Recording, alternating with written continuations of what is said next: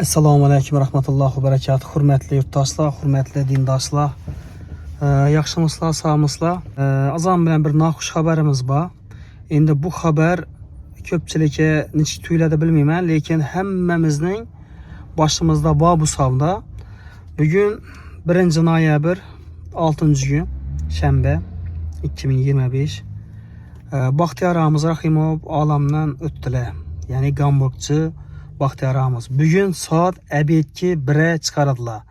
Mənzili, üyünün adresləri Andalipa Baraverəsinizdə, yəni Taza Bazardan ötüb Zekeç köpründən ötkənizdə on yana birinci köçəyini alasınızsa. Alın Boğacan Məktəbinin yanından şimdi doğru Baraverəslə Balta Kasaplarının 3-cü göz dökanı çıxadı. Şu Balta Kasaplarının 3-cü göz dökanının doğrusunda. Saat 1'e canaza əzlə. Həməmiz başımızda bu savda.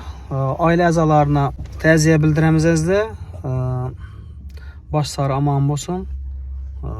Caylar cənnət olsun ötkələrimizi. İnnə lillahi və innə ilahi raciin. Ötkələrimizni ruhları şad olsun, cayları cənnətdən olsun.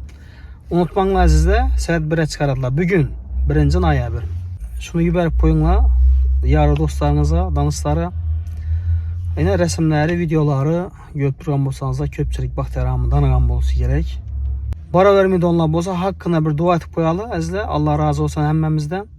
Böyle bir həmməmizni başımızda bu salda.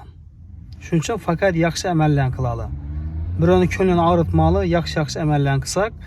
Arka dünyada saval cevaplarımız asan bulanaydı. Sağ olun aman bu İslam.